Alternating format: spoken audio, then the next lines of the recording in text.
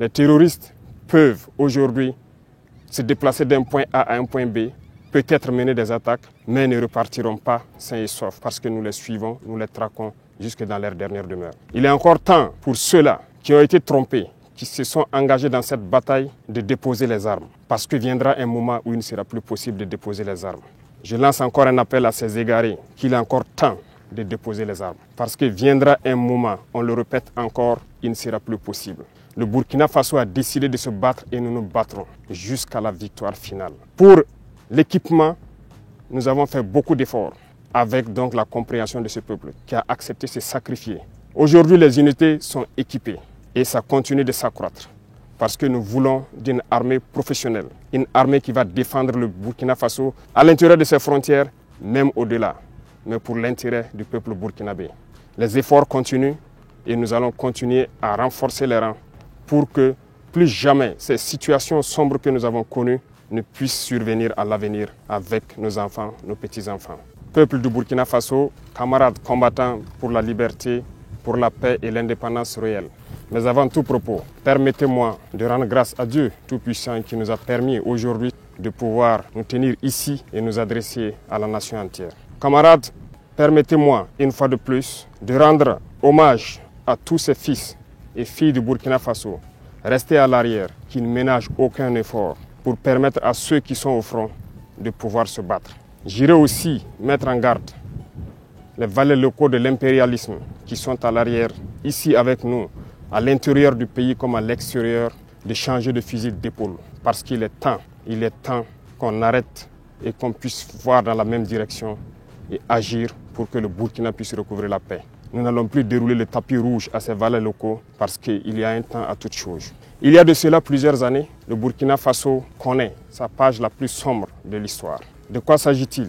Ce terrorisme qui nous est imposé, qui nous endeuille et qui nous empêche de vivre n'est qu'une manifestation violente de l'impérialisme. Ces impérialistes, en plus de piller nos États, en plus de nous spolier à travers les valets locaux qu'ils ont mis à la tête de nos États, États d'ailleurs qu'ils considèrent comme étant leur sous-préfecture, aujourd'hui a atteint son paroxysme en nous envoyant une horde de criminels qui tuent hommes, femmes et enfants. Nous supposons que c'est l'apogée de l'impérialisme et du néocolonialisme. Le vaillant peuple de Burkina Faso va les accompagner dans le déclin. Il y a un an de cela, nous nous sommes offusqués et nous nous sommes révoltés contre la manière de mener cette guerre. Le peuple nous a confié une mission. Nous ne doutons aucunement de notre peuple, de sa vaillance, de sa résilience. Ce peuple qui n'abdique jamais, qui n'abandonne pas, qui fait face à l'adversité. Nous avons décidé, en toute âme et conscience, de prendre la destinée de cette patrie et de mener la guerre, parce que la guerre pourrait durer si jamais on ne la menait pas. En témoignent ces cellules dormantes qui se sont subitement réveillées lorsque nous avons décidé d'enclencher le combat. Ces derniers jours, vous avez pu remarquer l'intensité de la bataille qui nous reconforte dans notre thèse qu'il y avait plusieurs cellules dormantes qui devraient entretenir cette guerre pendant des décennies et des décennies. En engageant cette bataille, nous avons fait appel aux fils et aux filles de la nation. Nous ne doutions point, les gens ont répondu présent. Plus que ce que nous estimons, et aujourd'hui encore, plus les gens sont déterminés à s'engager pour la bataille. Nous remercions ce vaillant peuple d'avoir compris ce message. En plus de cela, nous avons souhaité à ce que le peuple finance sa propre guerre, ce qui a été compris.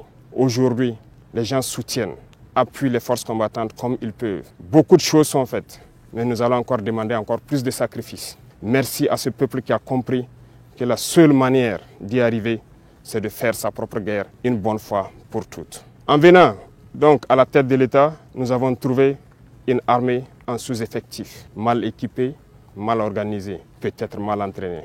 Il s'agit pour nous, dans un premier temps, de faire appel rapidement aux VDP qui ont répondu et aussi de les équiper, ce qui ne fut pas une tâche facile. Dieu merci, nous y sommes arrivés à équiper tous ceux que nous avons pu recruter. Au sein de l'armée, déjà pour l'année 2023, l'armée de terre a recruté plus de 11 000 hommes. 5 000 autres sont en phase d'être recrutés dans les jours à venir. S'agissant de la réorganisation, très vite nous avons compris qu'il nous fallait des unités organiques. Aujourd'hui, 7 bataillons d'intervention rapide sont prêts. Certains ont commencé leur déploiement et d'autres vont se poursuivre. Toutes les autres forces de sécurité intérieure ont pu être dotées en équipement tel qu'ils n'en ont jamais connu de leur histoire. Mais ce n'est que le début, parce que nous continuerons à les équiper et à monter en puissance. Dans le domaine de l'agriculture, nous avons décidé de nous fixer une mission d'atteindre l'autosuffisance alimentaire. En 2024, c'est un défi. Pour 2023, nous avons lancé l'initiative présidentielle donc, pour l'autosuffisance alimentaire et la souveraineté alimentaire. Il s'agit pour nous d'emblaver un certain nombre de superficies, de donner des intrants à des producteurs, des semences améliorées produites donc par nos chercheurs sur place. Ce qui, aujourd'hui, on peut dire est une satisfaction parce que les résultats sont au-delà de ce que nous avions espéré. Ce qui témoigne encore que nous avons de bonnes terres, nous avons de braves hommes qui savent donc travailler la terre et nourrir les Burkinabés.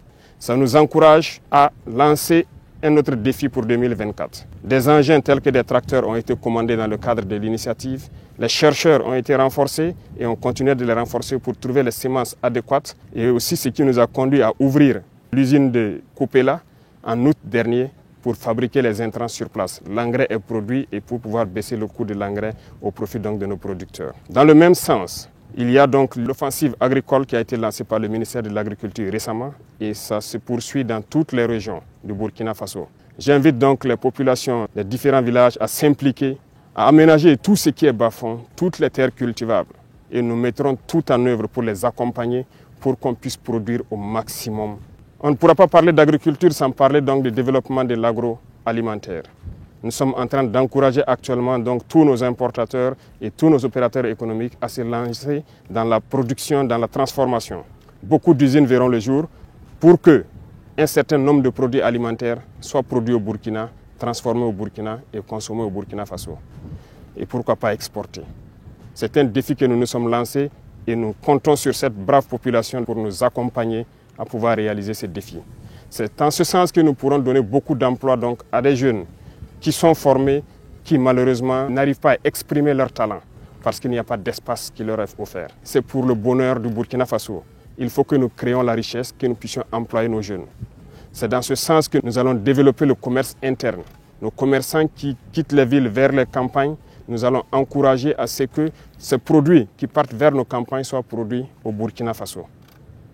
Donc, nous invitons tout un chacun à prendre cette donnée et à mûrir les projets nécessaires sur le volet donc de la coopération.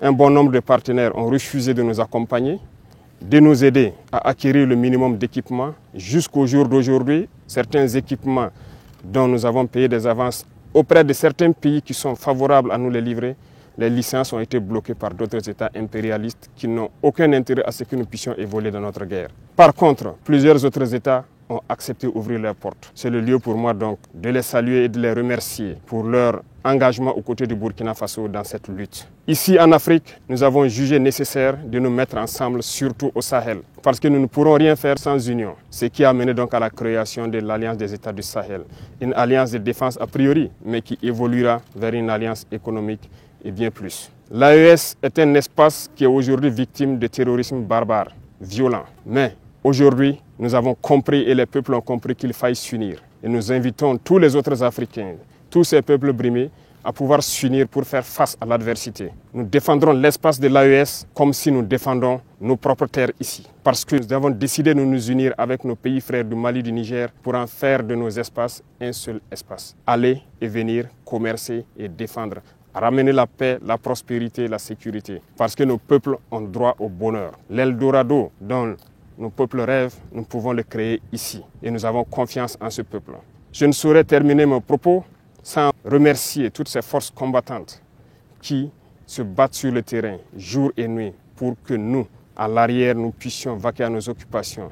Remercier donc tous ces travailleurs, commerçants, paysans et éleveurs qui se battent aussi et qui contribuent à ce que nous puissions mener cette guerre et libérer nos terres. Vive le Burkina Faso, la patrie ou la mort, nous vaincrons.